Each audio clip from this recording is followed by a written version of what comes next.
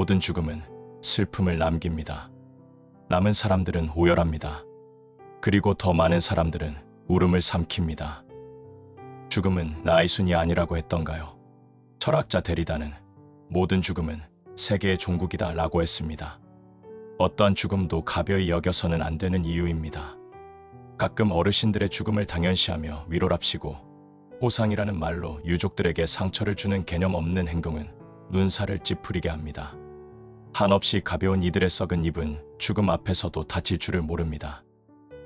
우리는 지금 차가운 계절에서 느끼는 움츠림의 문화보다 더 차갑고 냉랭한 죽음의 문화 속에 슬픔의 단추를 채우려고 몸부림치는 듯합니다.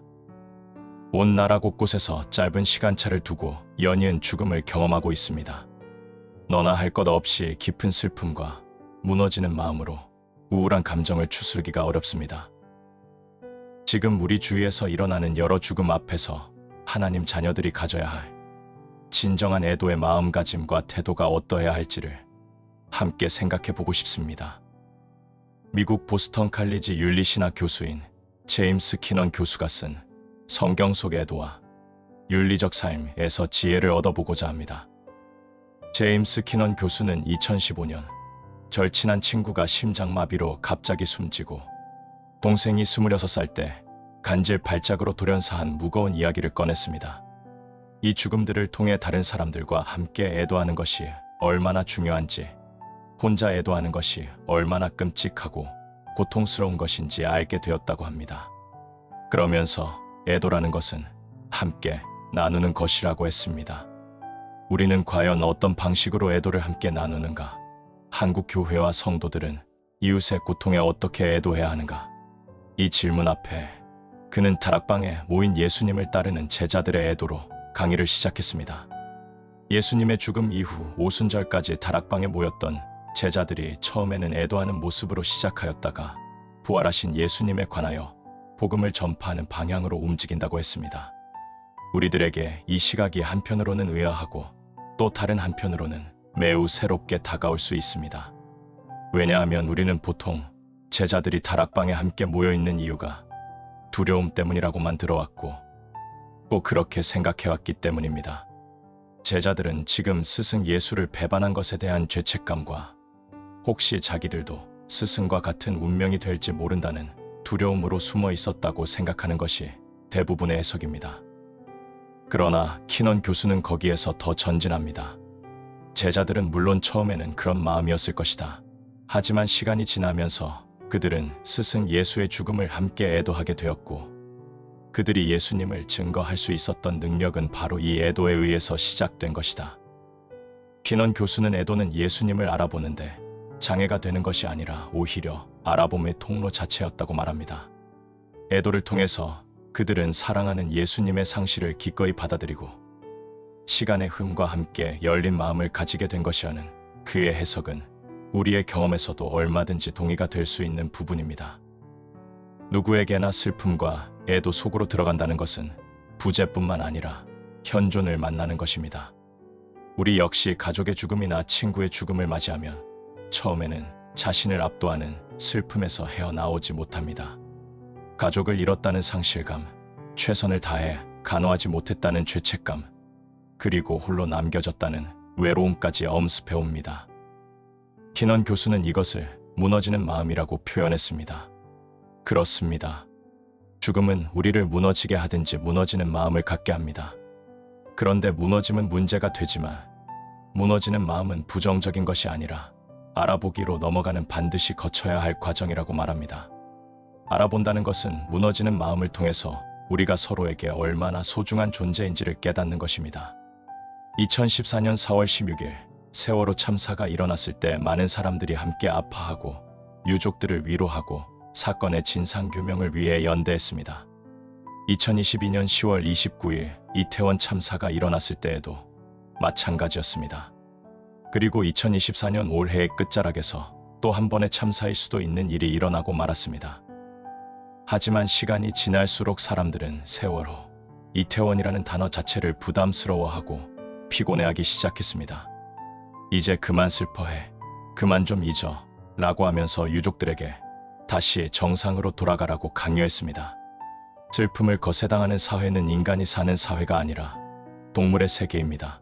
우리 인간은 슬플 때 충분히 슬퍼해야 하고 아플 때 충분히 아파해야 합니다.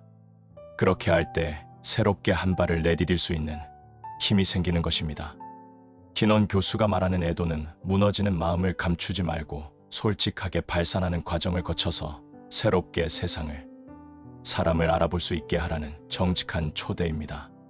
키넌 교수는 동생이 떠난 몇 주 후 동료 예수회의 한 회원으로부터 위로의 편지를 받았다고 합니다. 디트리 보네퍼 목사의 말이 적힌 편지였습니다. 사랑하는 사람이 떠난 빈자리는 그 무엇으로도 채울 수 없으며 채우려고 해서도 안 됩니다. 우리는 그저 견디고 버텨야 합니다. 이 말은 처음에는 매우 가혹하게 들릴 수 있지만 큰 위로가 됩니다. 왜냐하면 그가 떠나면서 남겨진 구멍이 채워지지 않은 채로 남아있고 그렇기에 그와의 연결이 남아있기 때문입니다. 하나님, 이 구멍을 채워주십시오.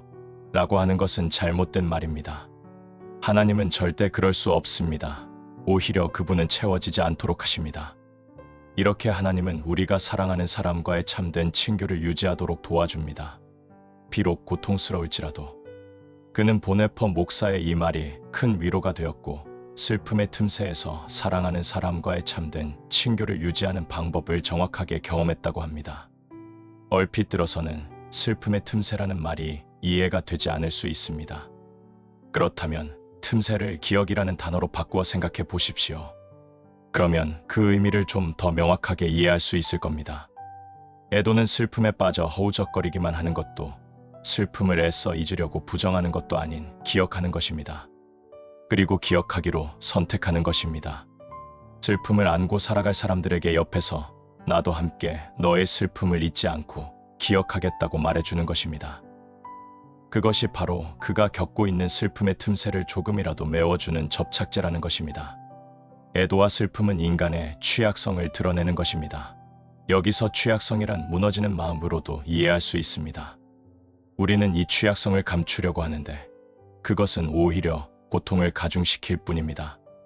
우리가 죽음의 고통을 부정하는 것이 아니라 애도를 통해 상실을 정확히 마주하고 더 깊게 아픔에 응답할 때 회복은 시작될 수 있기 때문입니다. 슬픔에도 불구하고가 아니라 슬픔을 통해서 상실을 느끼고 사랑하는 사람과의 기억을 나누는 것은 참된 애도요. 회복의 시작입니다. 하나님의 자녀들이 이웃에게 닥친 불행을 받아들이지 못하고 내 아픔 이외에는 아무것도 보려 하지 않으려는 태도는 필요한 모습 그 이상도 그 이하도 아닌 것입니다. 지금 우리의 삶 자체가 안고 있는 문제는 애도나 상실을 긍정적으로 다루지 않고 그저 극복하고 넘어가야만 하는 문제로 여기는 왜곡된 시선인 것입니다. 또한 우리 사회 안에는 슬퍼할 만한 가치가 있는 죽음도 있고 그냥 잊혀버리는 죽음도 있습니다. 애도조차 위계적으로 느껴질 때가 있습니다. 누군가는 애도의 대상이 되고 누군가는 애도의 대상에서 밀려나 있는 것처럼 보이기도 합니다. 그러나 자기의 일이요, 내 가족의 현실로 다가왔을 때 아무도 관심을 가지지 않고 우리의 슬픔의 대상이 되지 못할 때 큰 배라 할지라도 작은 구멍으로 들어오는 물을 막지 못해 가라앉는 상태와 같이 되고 말 것입니다.